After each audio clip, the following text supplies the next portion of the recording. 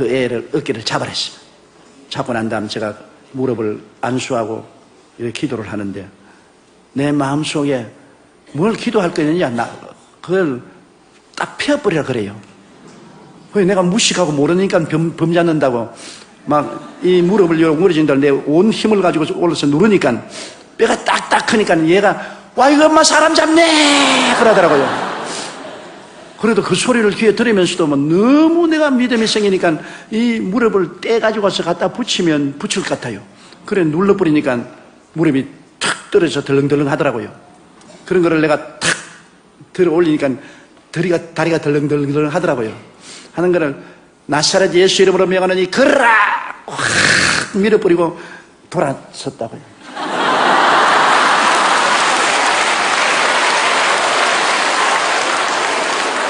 왜냐하면 내 생각에는 그건 막 꼬꾸라졌어요. 그런데 내가 눈을 감고 돌아서 있는데 막 청년들이 박수를 치고 고함을 치고 야단인데 보니까 이놈이 천막을 돌기 시작하는데 뛰고 꾸는데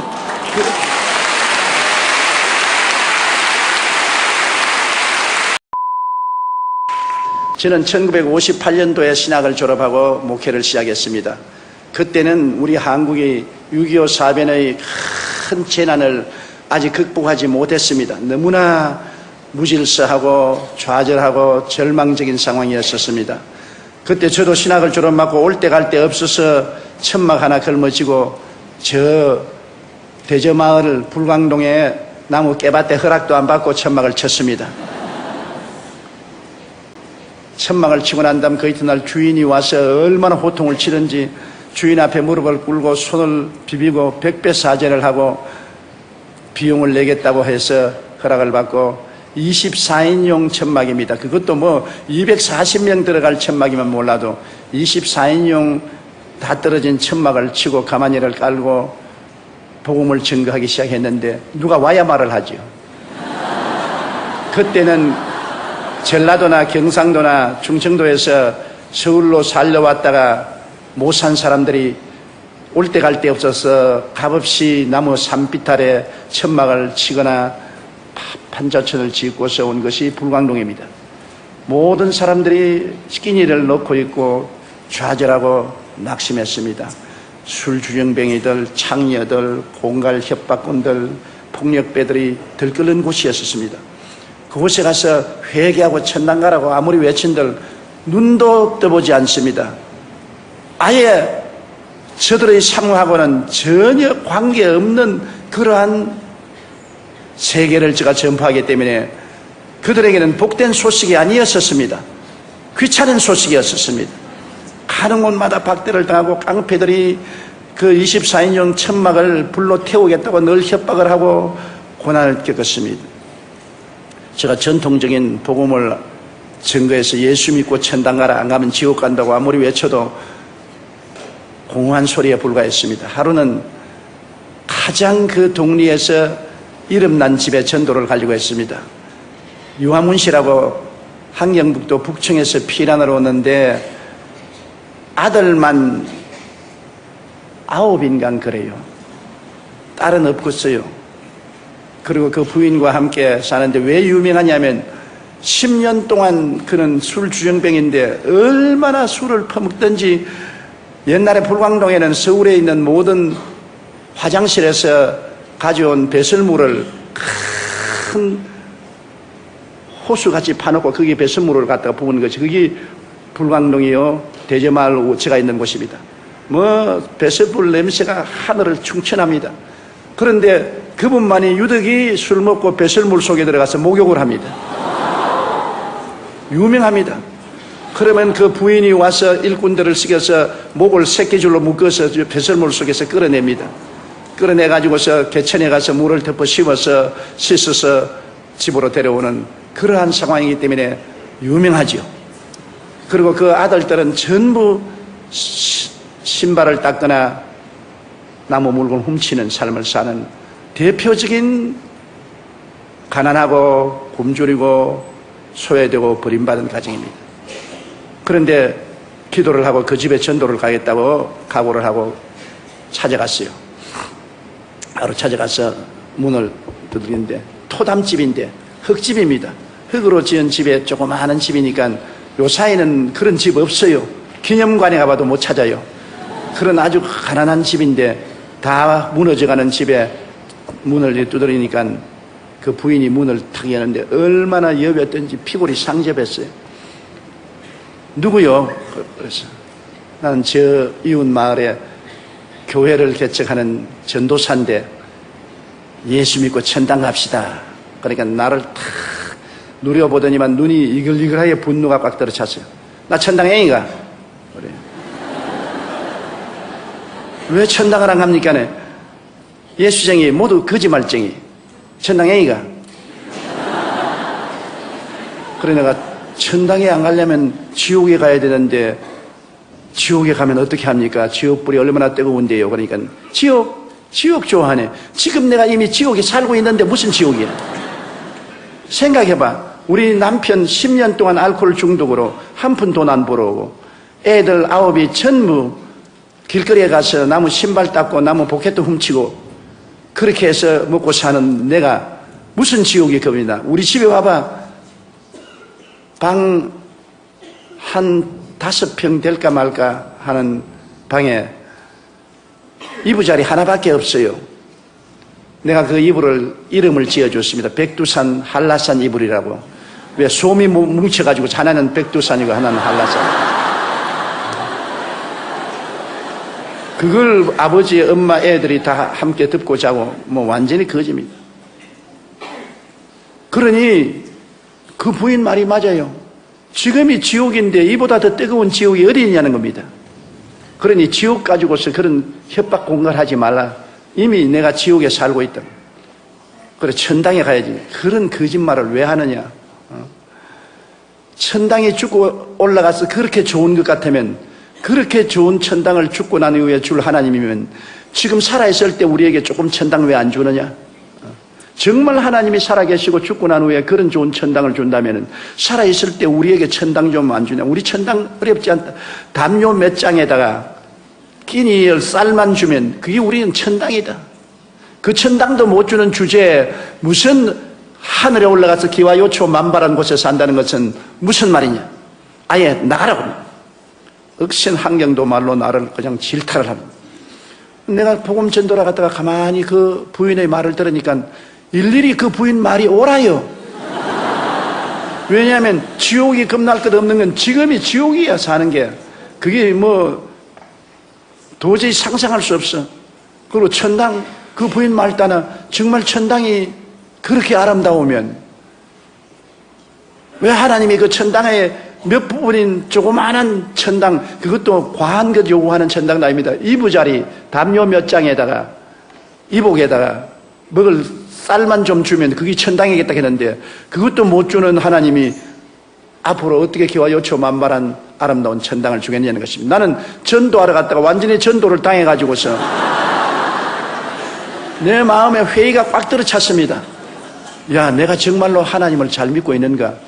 정말 천당에 있는가? 막 그런 퀘션이 들어왔어요. 그래서 복음을 전하러 갈 때는 성경을 끼고 어깨를 펴고 갔는데 들어올 때는 어깨를 쭉 늘어뜨리고 천막교회에 들어와서 가만히 꿇어 앉아가 하나님, 내가 뭘 전도해야 됩니까? 신학교에서 공부한 공부는 이 사람들과는 관계가 없습니다.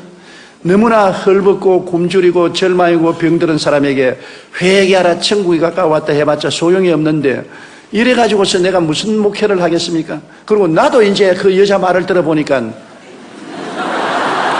나도 천당이 희미합니다. 정말이지 하나님이 살아계시면 이 땅에 살 동안에 천국을 좀 주셔야 안 되겠습니까? 나도 복음을 전도한다고 나왔는데 안 믿는 사람들은 저런 좋은 빌딩을 짓고 큰 극장을 짓고 뭐 댄스홀을 짓고 술집을 짓고 그 사람들이 구름대같이 모여드는데 나는 다 떨어진 24인용 천막에 냄새는 가만히를 깔고 난 다음에 여기 엎드려서 하나님이 여기 계신다 하니 사람들이 하나님하고 잘 살아가고 말하고 안 찾아오니까 어떻게 합니까? 저도 혼돈이 꽉 들어찼어요. 그래서 무릎을 꿇어 엎드려서 모든 선입견을 버리고 성경을 새로 읽기 시작했습니다. 마태복음부터 마가복음, 누가복음, 요한복음, 사도행전, 복음서와 사도행전을 처음 읽는 사람 태도로서 무릎을 꿇고 읽기 시작하니까 내가 아는 예수 그리스도와 성경에 기록된 예수님은 너무나 틀리더라고요. 신학교에서 교수들이 내게 주입해 준 그 예수 그리스도와 성경에 기록된 예수님은 너무나 틀리더라고요. 성경에 기록된 예수님은 천당에 대한 이야기를 한 것이 아니라 가는 곳마다 천당을 나누어 주고 계시더라고요.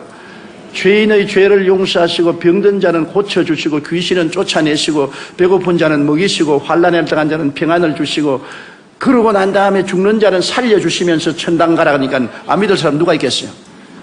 예수님은 천국에 대하여 이야기하는 것이 아니라 천국을 나누어 주시는데 나는 천국에 대한 이야기만 하지 나누어 주지 못하니까 나로서는 도저히 감당을 못할 일인 것입니다. 내가 주님께 엎드려 눈물을 흘리며 기도했습니다. 주님하고 나하고는 다른, 주님은 사람들에게 와서 그들이 필요한 것을 직접 채워주셨습니다. 죄인에게는 용서를, 외로운 자원에게는 평안을, 가난한 자에게는 먹을 것을, 죽는 자는 살려주고 병든 자는 고쳐주시고 귀신은 쫓아내주시고 살아있는 그리스도를 전했는데 나는 역사적인 그리스도를 전하고 천당을 줄 수 없는 사람이 되었으니 어떻게 합니까? 그렇게 눈물을 흘리고 기도를 하는데 성령께서 저에게 말씀하시기를 너도 천당을 주라. 주님, 내가 누구기에 천당을 줍니까? 주님, 도저히 나는 못합니다. 그러니까 네가 잘못되었다. 예수 그리스도는 어제나 오늘이나 영원토록 동일하시고 그가 오늘날 살아계셔 너와 함께 있다면 내가 한 일을 네가 해야 될 것 아니야. 너도 살아있는 하나님을 전가하고 천당을 주라.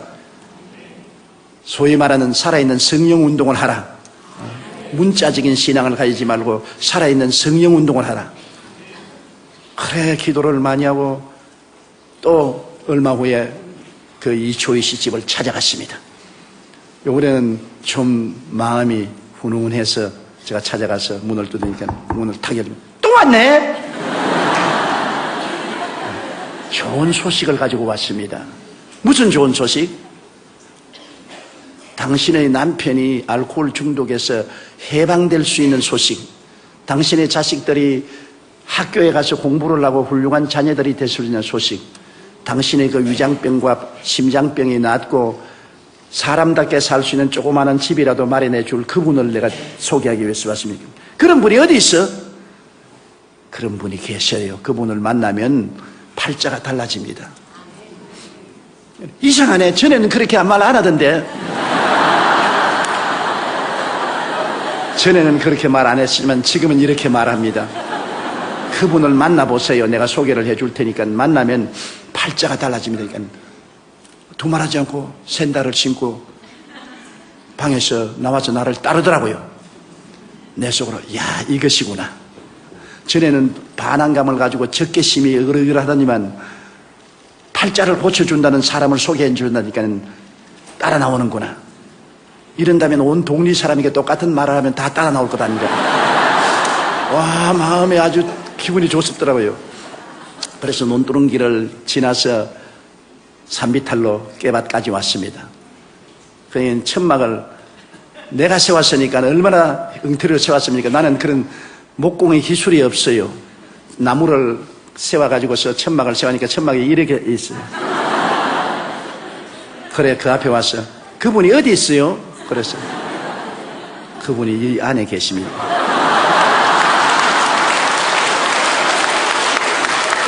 그러니까 천막을 이렇게 들쳐서 안을 들여다보니 가만히 깔아놓고 강단은 흙을 이렇게 두어 놓고 사과 상자 하나 세워놓고 있어요.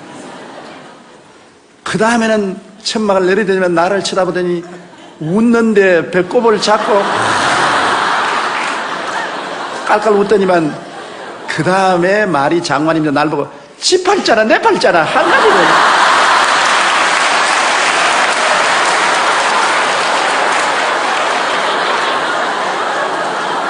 내가 충격을 받았습니다. 아이고, 그러면 이제는 교회 안 나오면 어떻게 하냐 싶어서. 그래서 맞았어요. 아주머니 팔자나 내 팔자나 한 가지입니다. 그러므로 아주머니와 내가 팔자를 고쳐볼 자를 만나야 됩니다. 함께 만나자고요. 그러니까 팔자를 고쳐준 자는 희망이 있으니까 안 떠나더라고요. 이야, 사람들은 희망이 없으면 못 사는구나. 희망의 메시지가 중요하구나. 그래 와서 천막교회에 처음으로 제가 한 사람을 전도했습니다. 새벽에 나와서 같이 기도를 하는데 그 남편 이제는 술주정뱅에서 해방되기 위해서 기도를 합니다. 교인들 다 합쳐봤자 한 10명 안 되는데 모여서 기도를 하는데 이 남편이 술이 쫙 취해가지고서 우리가 기도하는데 와가지고서 너희들이 나 술 안 먹게 하려고 기도한다고. 그날부터 술 맛이 얼마나 좋은지 말도 못해. 아주 여러분의 기도가 내 술안주야. 막 온 천막이 막 술 냄새가 확 납니다. 그러면서 술을 취했으면서도 그런 소리를 하면서 앉아있어요, 천막교회에. 그러니 내가 낙심이 얼마나 됩니까? 나는 그 사람이 싹 해방될 줄 알았는데 술맛이 더 있다 크는 바람에 기도를 하면 술맛이 더 있으면 어떻게 하느냐. 그런데도 불구하고 그 술이 만취가 되어서 그때부터는 교회에 나와요. 교회에 와서 온갖 잔소리를 다 하고 나에게 온갖 손가락질을 다 하고 그러다가 석 달을 기도했는데 그 부인이 하루아침에 그 애를 보내서 쪽지를 내가 받아보니까 우리 남편이 어제 밤새도록 도끼를 들고 다 죽인다고 야단법석을 하고 하더니만 오늘 혼수 상태에 빠졌으니 빨리 와주십시오. 나는 술주정뱅에서 해방된다고 했는데 혼수 상태가 되어 죽으면 어떻게 하냐. 그 길로 그냥 막 미끄러지면서 넘어지면서 뛰어가서 보니까 혼수 상태가 되어서 코를 홀 골고 있어요. 내 생각에 술 마귀가 이제 떠날라는구나. 그래 내가 그를 잡고서 나사렛 예수 이름으로 명하노니 알코올 중독의 원수 귀신아 나오라. 그렇게 하면서도 내가 전에 그렇게 하는 걸 못 봤기 때문에 우리 교수들이 가르쳐 주기도 아니었고 은극결에 내가 하기 때문에 이게 내가 바르게 하는 건지 잘못하는지 알 수가 없어요. 그런데도 불구하고 나오라 그러니까 반응을 한단 말이야. 꽥 고함을 치고 그래요. 나오라 그러니까 안 나온다. 그래 내가 뭐가 안 나오냐. 알 수가 없어요. 이 사람이 나온다 그런지 안 나온다 그런지 진짜 귀신이 있어 안 나온다 그런지 알 수가 없더라고요. 그러다 막 대놓고 나오라고 하니까 나중에 내등부러지더니만 그때 이후로 술을 끊어버리고 완전히 변화가 돼요.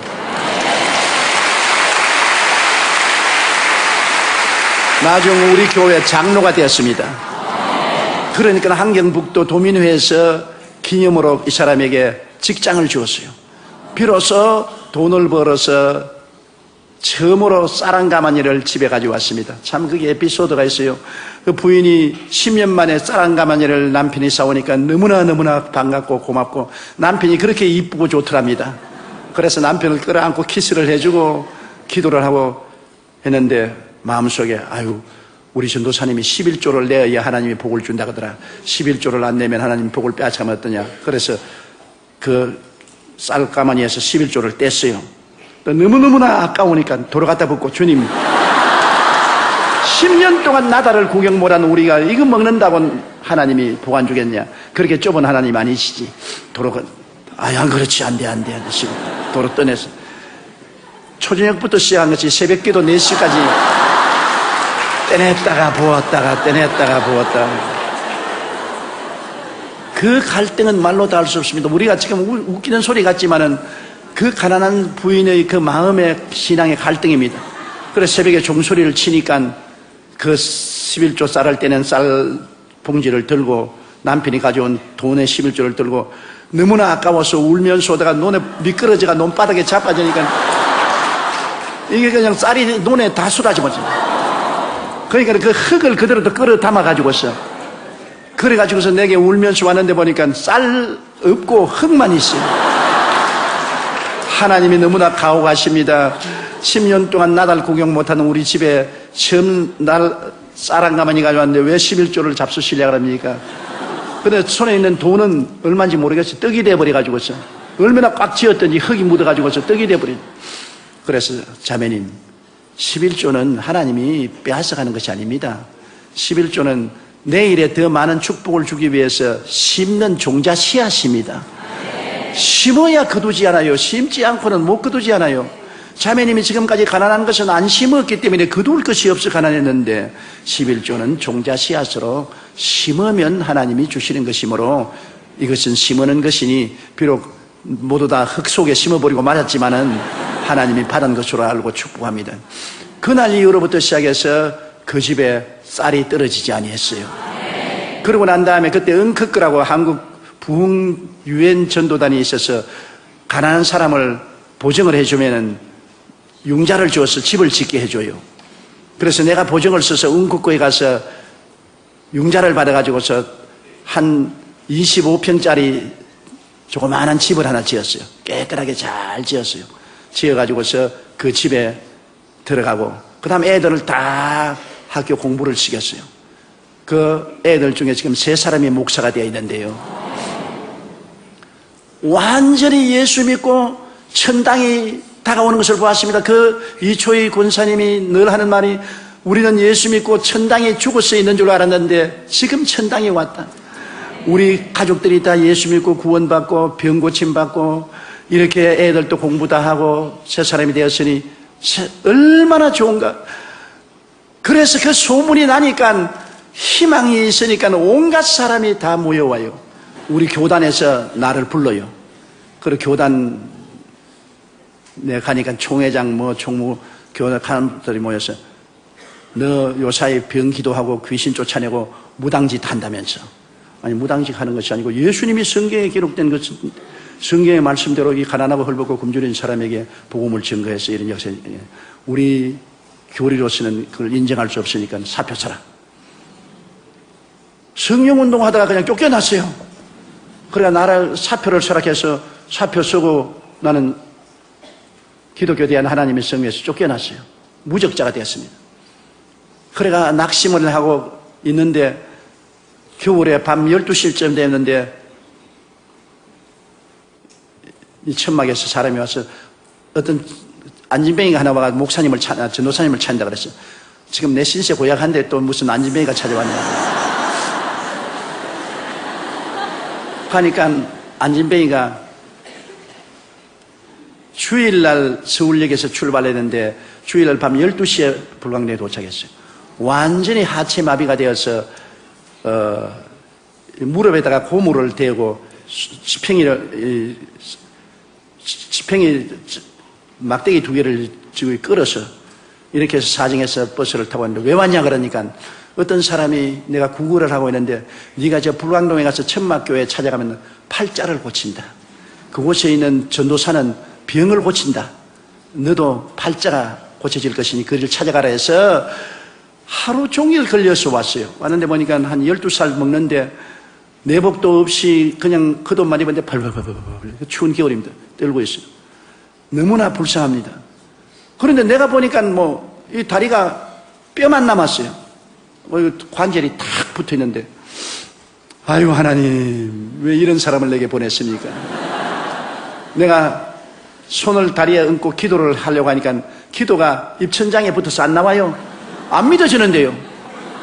하나님 이 다리를 아이고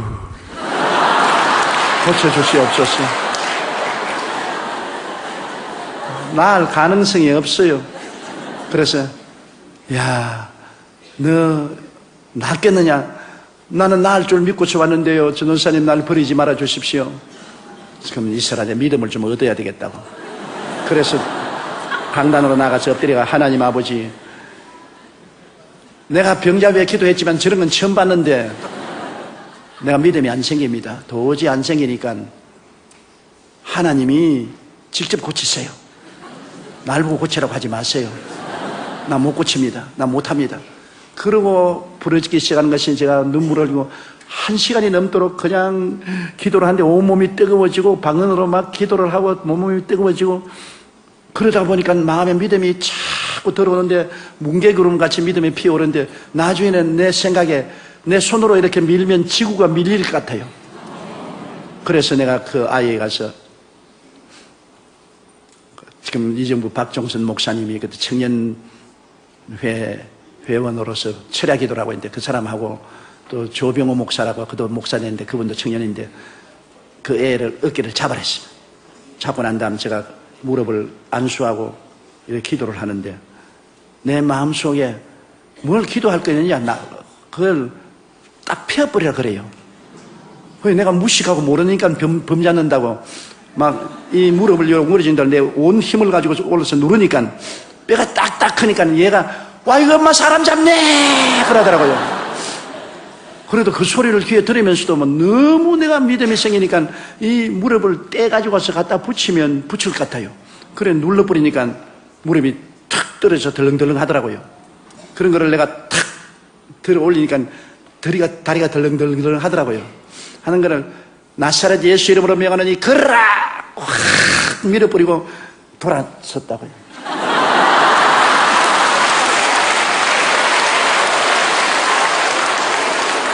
왜냐하면 내 생각에는 그건 막 꼬꾸라졌어요. 그런데 내가 눈을 감고 돌아서 있는데 막 청년들이 박수를 치고 고함을 치고 야단인데 보니까 이놈이 천막을 돌기 시작하는데 뛰고 꾸는데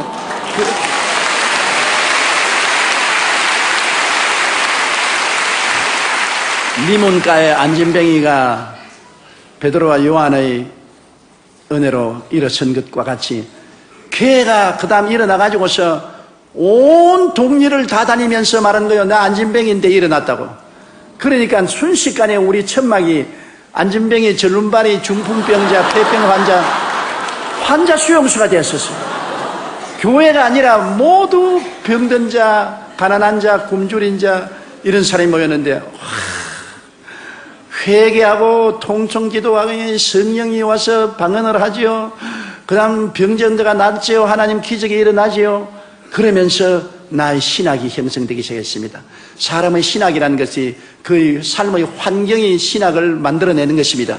똑같은 예수님도 부자가 보는 예수님과 가난한 사람이 보는 예수님이 다르게 보는 것처럼 내가 그때 비로소 인간은 재난을 당한 존재군. 아담과 하와가 처음 지음을 받았을 때는 하나님이 정말 영혼이 잘됨같이 범사에 잘되며 강건하게 됐는데 타락할 때 3대 재앙을 만났구나. 영적으로 죽었지요. 그 다음 범사의 저주를 받아서 땀을 흘려 먹고 사는 가난이 왔지요. 그 다음 너는 흑인이 흑으로 돌아가라. 흑으로 돌아가자니까 병들어서 죽지 않아요. 아담과 하와가 타락한 것은 3대 재앙이다. 그런데 예수님이 오셔서 십자가에 못 박인 것은 3중 축복을 가져왔다. 그 십자가에 못 박여 피를 흘리심으로 일생에 우리 죄를 다 청산하셨다. 죄의 값을 고통을 통해서 다 갚았다. 그가 저주를 받음으로 율법의 저주에서 해방시켰다. 갈라디아서 3장 13절에 그리스도께서 우리를 위하여 저주를 받으사 율법의 저주에서 우리를 속량하였으니 이는 기록된 바 나무에 달린 자마다 저주 아래 있는 자라 하였음이라. 이는 아브라함의 복이 이방인에게 미치게 하리 함이라. 예수님께서 아담에게 내린 그 모든 저주를 십자가에 매달려서 다 청산하셨다. 그 다음에 제가 채찍에 맞음으로 너희가 나음을 입었다. 그리스도께서 우리 연약한 것을 친히 담당하시고 병을 짊어지고 가셨고 그가 채찍에 맞음으로 너희가 나음을 입었다. 병 고침을 받았다. 그래서 제가 그때 내 기초적인 신학이 형성된 것은 인간은 타락함으로 3대 재앙에 봉착했는데 십자가를 통하여 3중 축복을 받아 전인 구원을 얻게 되었다. 사랑하는 자여 내 영혼이 잘됨같이 범사에 잘되며 강건하기를 간구하노라.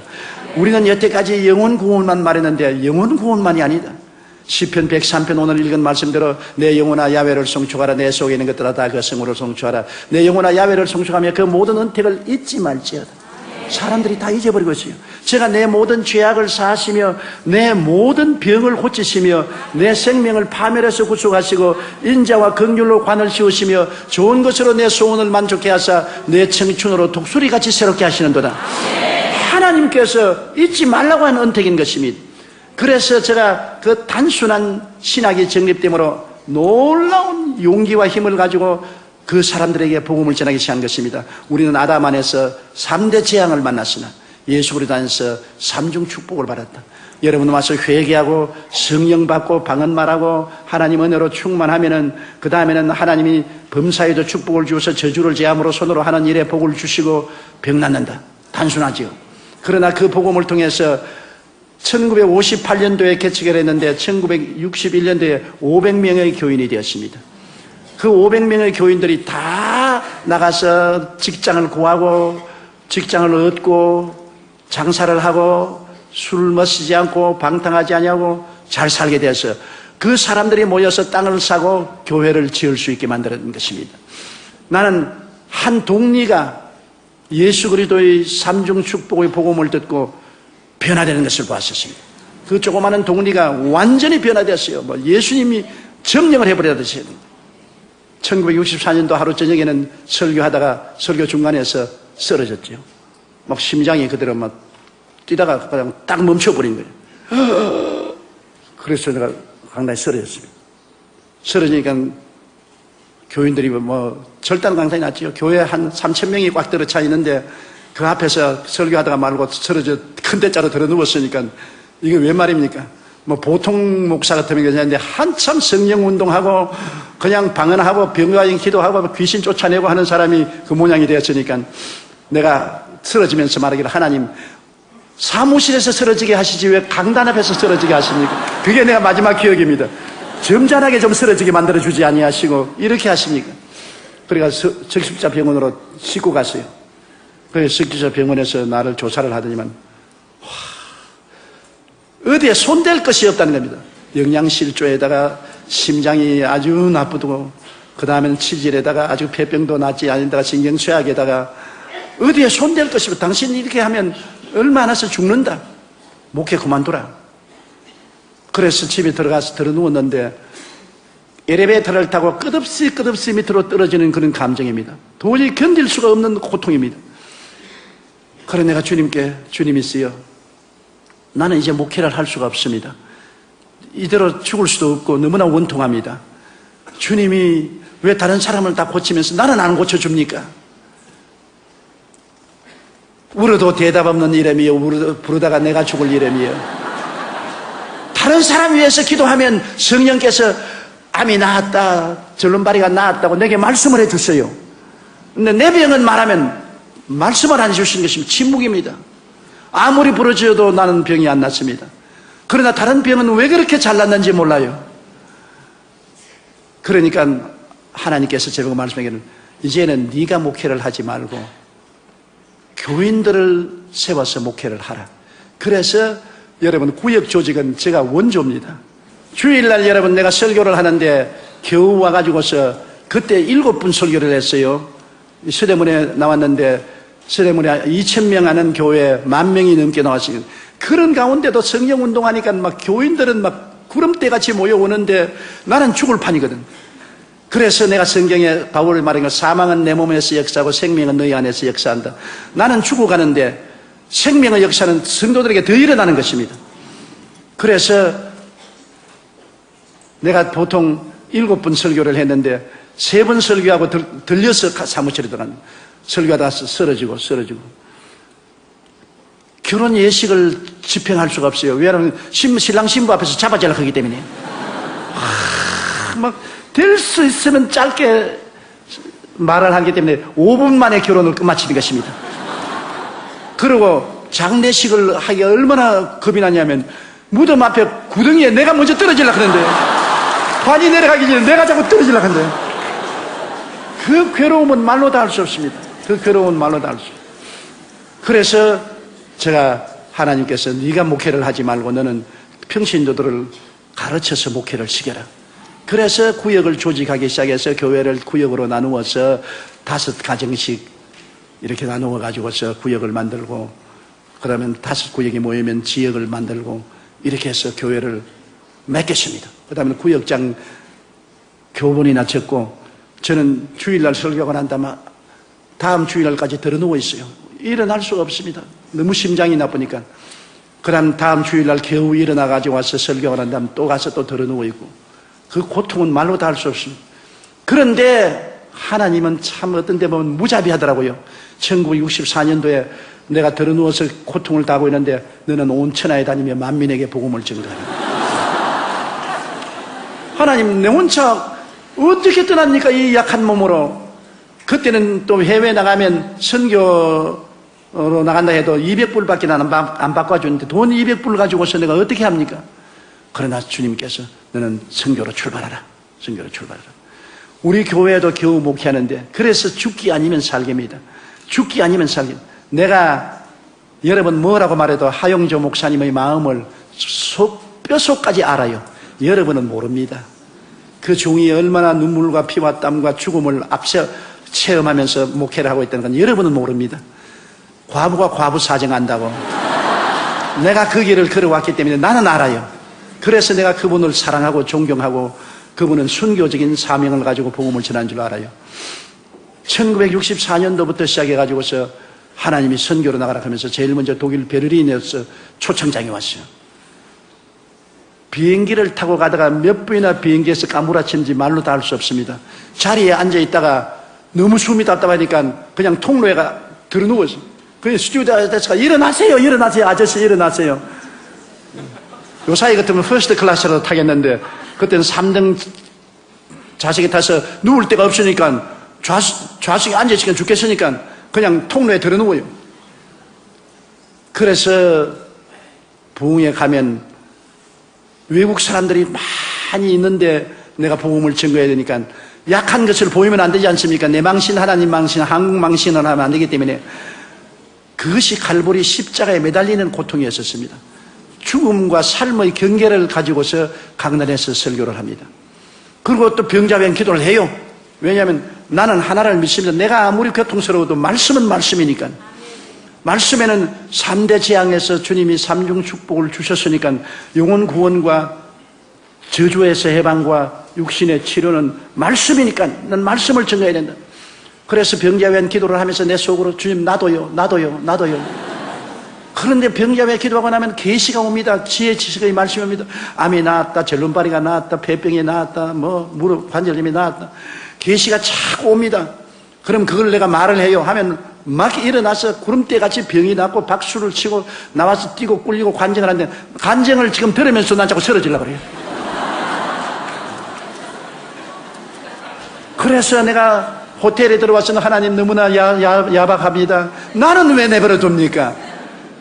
주님 저 사람들은 다 같이 고치면서 나는 왜 이렇게 고통을 당하게 합니까? 아무 대답도 없어요. 너가 저 많은 병전자의 고통을 네가 몸에 걸머져라.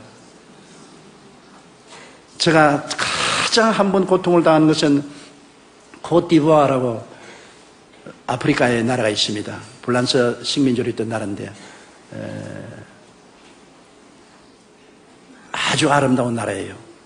그 나라에 가서 복음을 전하는데 대통령과 부인이 굉장히 신앙이 좋아서 저를 대통령궁에 초청해서 대접을 해주고 자기 자가용 비행기를 내주어서 그 나라에 집회할 때 대통령 자가용 비행기를 타고 다니게 했는데 그날 한 5만 명이 모이는 스타디움에 가서 확 스타디움에 탔는데 대통령과 그 영부인과 장관들이 다 왔고 모든 대학 총장들이 다 왔고 나라가 수도가 들썩하게 모였는데 설교하러 나가려고 하는데 심장 발작이 일어났습니다. 심장이 막 150번에서 200번 뛰기 시작하고 그 다음에 막 땀이 막 비 오듯이 흐르는데 또 제가 당이 와가지고서 저혈당이 온단 말입니다. 이거는 정말로 문제는 죽은 겁니다. 수많은 청중들은 뭐 그냥 열광하고 박수를 치고 찬송을 부르고 하는데 이제 사회하는 사람이 이제 한국에서 나온 위대한 조용기 목사님이 나오게 되니까 내 속으로 위대하기는 무슨 개똥으로 위대하죠. 죽게 된 사람이 뭐 위대가 되냐. 못 일어나겠어요. 심장이 200번 뛰면요 천지가 노랗습니다. 거기에다가 저혈당이 다가왔는데 쪼그레뜨라도 예비하고 가야 되는데 쪼그레뜨를 지금은 복귀해서 예비하고 있죠. 아무것도 예비 안 했습니다. 그러니까 막 진땀이 나고 막 머리가 막 아프기 시작하는데 하나님 지금이야말로 하나님이 홍해수를 바르는 기적을 행할 때니 주님이 임하여서 나를 살려주어야 내가 이 앉은 자리에서 저 강단까지 걸어나갈 수가 있습니다. 하나님 살려주십시오. 불러도 대답 없는 이름이여 부르다가 내가 죽으리라. 왜 하나님은 내게는 대답을 안 해주시는지 모르겠어요. 오직 주님께서 하신 말씀은 강하고 담대하게 나가라. 강하고 담대하게. 아버지 내가 죽게 되는데요. 차라리 죽었으면 좀 탁 죽게 해 주십시오. 죽으면 좋겠는데 어떻게 내 나갑니까? 나가도 쓰러질 것인데 대답 없어요. 나가라. 믿음이란 여러분 말이 쉬운 그것이 믿음이지, 정말 믿음이란 죽음과 삶의 경계에서 택할 때는 너무나 고통스럽습니다. 하나님 죽겠습니다. 그리고 일어났습니다. 일어나가지고서 믿음으로 눈 감고서 걸어나가는데, 계속 걸어나가서 그 많은 청중 앞에서 내가 기운이 너무나 없으니까, 여러분,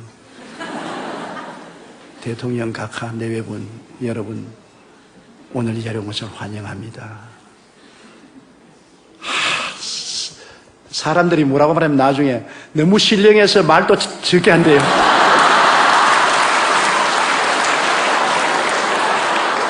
사람을 갖다가 이렇게도 해석하고 저렇게 해석하는데, 나는 말을 못해가지고서 겨우 죽는 소리를 했는데도 신령해서 그렇게 적은 소리를 한다는 거예요. 아주 강단을 잡고 땀을 뻘뻘 흘리면서 기절 안 하려고 정신을 가로모아서, 그것도 또 한국말로 말하면 그냥 하겠는데 영어로 해야 되니까 또 단어를 기억해야 되지 않습니까? 그러니 그 괴로운 가운데서 그걸 한 30분 동안 설교를 겨우 마치고, 회개할 사람, 여러분 중에 회개할 사람 나오시오. 그러니까 세상에 수천 명이 나옵니다. 수천 명이. 그러니 하나님이 하시는 일은 사람이 해석을 할 수 없어요. 그래 나와서 그 사람들 죽기로 인도하고 난 다음 또 병자 위에 기도했는데, 왔다 그냥 안진뱅이가 일어나고 크라찌를 던지고 나오고, 그냥 뭐 눈 안 보이는 사람이 눈을 보고, 그래서 내가 서서 하나님 나도요. 근데 나는 하나님이 지나쳐버리고 안 해주시더라고요. 그래야 그곳에서 내가 내 일생의 가장 어려운 위기를 믿음의 능력으로 이겨낸 것입니다. 그래서 제가 49년이 언제 몇 년이면 인생 50주년에 저는 목회를 졸업하는데, 49년에 매일매일을 기적으로 살고 절대로 다음 주일에 내가 선다는 보증이 없었습니다. 이번 주일로서 나는 마지막이고 이제는 죽을 것이다. 그렇게 내일을 기약하지 못한 것이 49년간 강단을 비우지 않고 설교를 하고 세계를 115바퀴를 돌고 80여 개국을 방문하면서 복음을 전가할 수 있으니 기적 아닙니까? 그죠? 이게 기적입니다. 이게 기적이에요.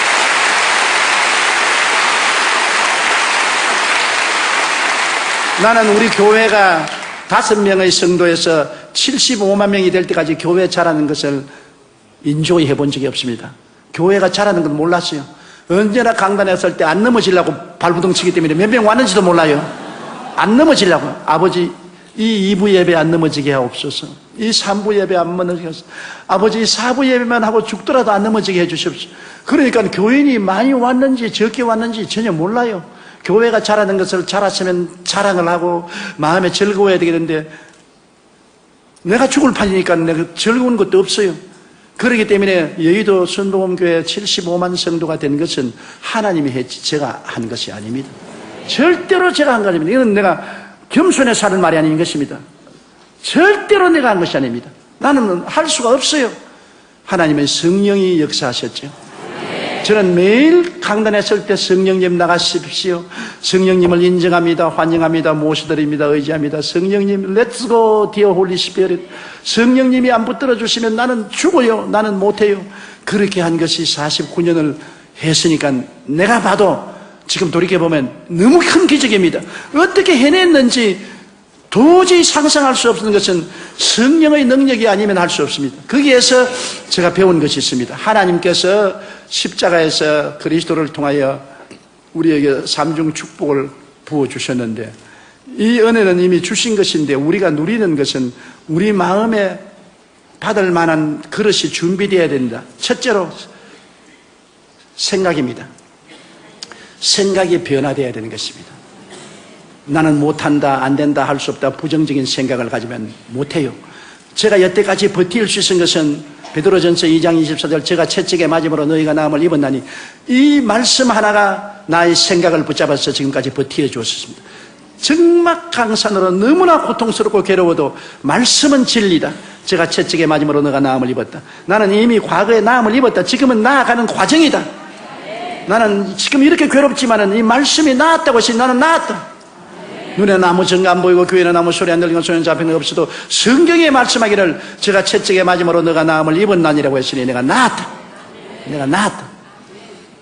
그러면 마귀가 와서 말합니다. 나기는 몰라. 온 전신이 병투성인데 나 이미 하나님 편에서 볼 때는 내가 나았는데 지금 나아가는 과정이다. 그랬는데 최근에 와서 내가 한번 텔레비를 보는데 하영주 목사님 설교를 들으니까 은혜는 과거에서 이미 다 속하고 믿음은 현재 속에다. 너무나 내 마음에 버팀목이 되어 주었습니다. 맞았어. 은혜는 이미 하나님이 과거에 다 주셨다. 이제 믿음이란 현재 내가 그것을 취하는 것이 믿음이다. 이미 나는 나았는데 현재 내가 믿음으로 그것을 진행형으로 지금 취하고 있는 것이다. 이 말씀이 없어서 생각이 내가 부정적이어서 나는 못한다, 안 된다, 할 수 없다, 나는 병자다, 나는 버림받았다 했으면 저 절대로 목회 못했습니다. 이 5대양 6대절을 다니면서 복음 전하지 못했어요. 여러분, 병이 한두 가지입니까? 당으로 말미암아 저혈당이 오면은 정말로 기가 막히게 고통스럽습니다. 한 번은 일본에서 부흥회하고 비행기에 탔는데 비행기 안에서 저혈당이 와가지고서 죽을 뻔당했어요. 그런데도 불구하고 당뇨병 환자는 내가 안수하는 쪽쪽 낫는다고요. 그 다음에는 또 제가 파킨슨 병이 와가지고서 온몸이 떨리기 시작합니다. 그러니 병주머니예요. 그런데 하나님께서 영광을 받기 위해서 나에게 지극히 약하게 만들어 놓으시고 하나님의 은혜가 와서 건강한 사람 10배, 20배 더 일을 하게 만들어 준 것입니다. 나하고 같이 부흥회 해외 출장을 가서 집회를 하면은 돌아오면 내가 같이 간 장로님과 조의 종들은 다 늘어집니다. 일어나서 며칠 일어나지를 못해요. 누워서. 나는 그 이튿날 또 예배 인도하러 나옵니다. 하나님께서 은혜로 그 약함을 극복하게 만들어 주신 것입니다. 그래서 생각이 말씀으로 달라져야 됩니다. 저는 늘 마음을 새롭게 하는 것입니다. 아침에 일어나면 두려워 말라, 내가 너와 함께함이라. 놀라지 말라, 나는 내 하나님이 됨이라. 내가 너를 굳세게 하리라. 참으로 너를 도와주리라. 참으로 나의 의로운 오른손으로 너를 붙들리라. 이사야 41장 10절을 언제나 외우고, 그 다음에는 시편 91편을 외웁니다. 하나님은 나의 피난처여 나의 요새여 나의 의리하는 하나님이니 제가 나를 새 사냥꾼의 오물에서 극한 연병에서 건지실 것입니다. 그가 그 깃으로 나를 덮으시니 내가 그 날 아래 가리로다. 그의 진실함은 방패와 손방패가 되니 밤의 놀램과 낮에 흐르는 살과 흑암 중에 해하는 연병과 백주에 황폐케 하는 파멸을 두려워하지 아니하리로다. 긍정적인 말씀을 자꾸 외웁니다. 어찌한지 긍정적으로 내가 생각해야지 부정적으로 생각하면 나는 죽습니다. 그러므로 하나님의 은혜는 여러분이 말씀을 통해서 긍정적으로 생각할 때 여러분에게 임하시는 것입니다. 말씀을 통하지 않고는 긍정적이 될 수가 없어요. 성경 말씀만이 여러분을 긍정적으로 생각할 수 있도록 만들어주는 것입니다. 말씀이 생각을 변화시켜 주는 것입니다. 둘째로 여러분 자화상을 올바르게 가져야 됩니다. 사람들마다 자기가 거울을 들여다보듯이 영적으로 자화상을 가지고 있는 것입니다. 자기가 어떠한 사람인 것을 늘 바라보고 있는 것입니다. 나는 못난 사람이다. 나는 힘없는 사람이다. 나는 패배자다. 실패자라고 자기를 보고 있는 사람은 절대로 성공하지 못합니다. 자화상이 강해야 되는 것입니다. 자화상이 그리스도 안에서 변화되어야 되는 것입니다.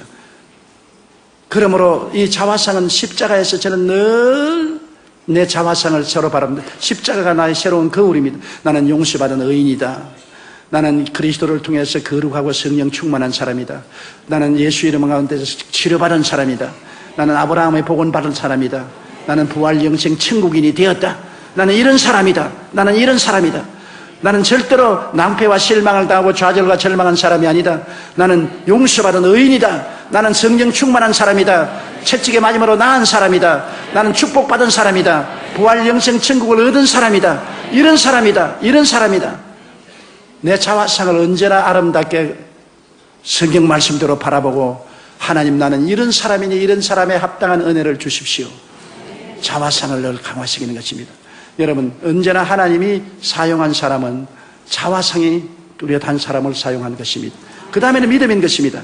믿음이라는 것은 제가 여러분들 말씀드렸지만은 믿을 만한 기분이 생겨서 믿는 것이 아닙니다. 뭐 불이 왔다 갔다 하고 마음이 뜨거워지고 몸이 진동하고 해서 믿음이 생긴다. 저는 믿음은 선택입니다. 극한 상황에서 절망을 택하지 않고 믿음을 택하는 것이 믿음인 것입니다. 믿음이란 여러분에게 주어진 5장 6부 4지 백체와 같습니다. 예수 믿을 때 믿음을 주셨어요. 믿음은 선택인 것입니다. 베드로가 물 위를 걸어갈 때, 주님이 오락해서 걸어갈 때 그가 파도와 바람을 보고 빠졌습니다. 예수님을 바라보고 갈 때는 걸어갔는데 예수님에게서 눈을 돌려 바람과 파도를 볼 때는 물에 빠져들어갔습니다. 선택이지요.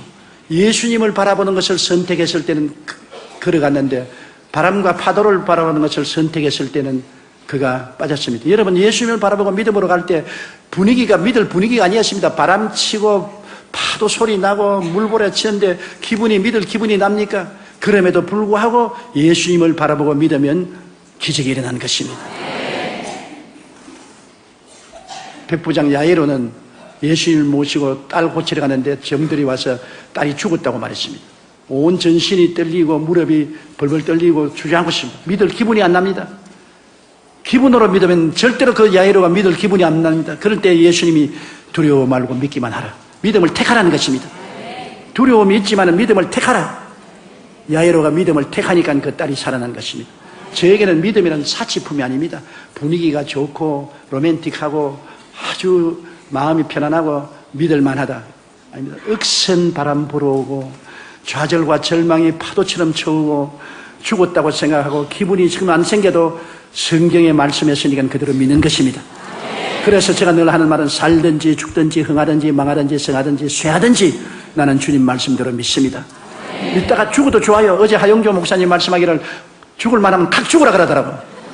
그래서 내가 어제 우리 집 사람이 가서 하 목사 말하기를 죽을 만하면 칵 죽으라 그러더라고요. 죽는 건지 여러분 겁날 것 없습니다. 죽으면 천당 갈 테니까 죽으면 겁내지 말고 죽으면 돼요. 믿음이라는 것은 아무 눈에 아무 증거도 없고 귀에 들리는 소리 없고 손에 잡히는 것 없고 감각이 없어도 믿음을 선택하는 것입니다. 나는 믿기로 작정을 했다. 그러면 기적이 일어나요. 나 보세요. 믿을 만한 기분이 전혀 안 생겨도 믿음으로 병자 위에 기도하면 병자들이 수없이 낫는다고요. 엄청난 기적들이 일어난다고요. 어떤 데는 내가 도저히 이럴 수가 있느냐고 할 정도의 기적이 일어난다고요. 그거는 믿음의 말씀대로 하기 때문에 그런 것입니다. 믿음은 선택입니다. 마지막으로 언어라는 것은 여러분 정말로 중요한 것입니다. 내 입의 말로 내가 묶였으면 내 입의 말로 내가 사로잡힌 바 되었다고. 내가 부정적으로 말하면 부정적인 세력이 나를 묶습니다. 내가 부산에 잘하는 이제 천국 가셨지만 김성근 장로님이라고 뇌신경학계의 세계적인 권위자입니다. 미국 존 소프스킨스 대학교 교수로 있었는데 그분이 하루 나에게 아침 식사를 하면서 이런 말을 해요. 조 목사님 내 목회에 도움되는 말을 좀 해주겠다고. 뭐이건 내가 뇌 수술을 해보면은 어느 중추신경에 손을 딱 대면 모든 몸의 신경이 다 반응을 한다. 어느 중추신경이 모든 다른 신경을 지도한다. 그러므로 사람들을 변화시키려거든 말을 변화시키면 모든 생동이 따라옵니다. 어느 중추신경이 다른 신경을 지배합니다. 그래 내가 끌끌끌 웃었어요. 아니 목사님 왜 웃습니까? 김 박사님이 내게 말씀하기 전에 난 옛날부터 알아요. 어떻게 합니까? 야고보서에 혀는 적은 것이나 온몸을 의거한다고 말했어요. 야고보서에 벌써 지금 2000년 전에 혀를 의거하면 온몸을 의거한다고 그랬어요. 어느 중추신경이 온몸을 지배한다고. 그와 같이 내가 못한다면 온몸이 다 못해요. 내가 할 수 없다면 온 신경 전체가 다 할 수 없다고 생각해요. 죽는다고 생각하면 온몸이 다 이제 죽으라고 명령이 내려왔으니 죽자 그럽니다. 언어가 여러분의 현재를 만들고 미래를 만드는 것입니다. 그러므로 언제나 긍정적인 말을 해야 돼요. 내가 땅에서 매면 하늘에서 매일 것이요 땅에서 풀면 하늘에서 풀립니다. 죽고 사는 권세가 혀에 있으니 혀를 사용하게 좋아하는 그 열매를 먹으리라고 말한 것입니다. 그렇기 때문에 우리가 항상 하나님 말씀으로 교육하고 말씀으로 말을 해야 되는 것입니다. 성경 말씀으로 새 말을 해야 되는 것입니다. New language, 새로운 말을 해야 되는 것입니다. 그러므로 여러분께서 언제나 성경 말씀에 기록한 대로 나는 용서받은 의인입니다. 나는 성령이 같이 계십니다. 제가 채찍에 맞음으로 내가 나음을 입었습니다. 나는 아브라함의 복을 받았습니다. 나는 부활 영생 천국을 얻은 사람입니다. 나는 영혼이 잘되고 범사에 잘되며 강건하고 생명을 얻되 풍성히 얻은 사람입니다. 나는 택하신 족속이요 왕같은 제사장이요 거룩한 나라요 거의 소유된 백성이 되었습니다. 긍정적인 적극적인 말을 하면 그 말이 여러분 전 존재를 다 부여잡고 여러분의 삶을 변화시키는 것입니다. 지킬 만한 것보다 내 마음을 지켜라. 생명의 근원이 이에서 난다고. 마음에 일어난 것이 환경에 일어나는 것입니다. 우연히 환경에 일어나는 것이 아닙니다. 마음에 일어난 것이 환경에 일어나는데, 마음을 어떻게 다스립니까? 생각을 통해서, 꿈을 통해서, 믿음을 통해서, 입술의 고백을 통해서 내 마음을 다스립니다. 마음을 컨트롤을 하면 환경이 컨트롤되는 것입니다. 마음을 내버려 놓고 환경만 자꾸 다스리려면 안 되는 것입니다. 생명의 근원은 마음에서 나오고 사망의 근원도 마음에서 나오는 것입니다. 그러므로 우리가 예수 그리스도의 십자가 대속의 은혜를 깊이 마음속에 받아들이고 그를 생각하고 그것을 우리가 꿈꾸고 그것을 믿고 그것을 말하고 나가면 십자가의 열매가 우리 생활 속에 맺어지게 되는 것입니다.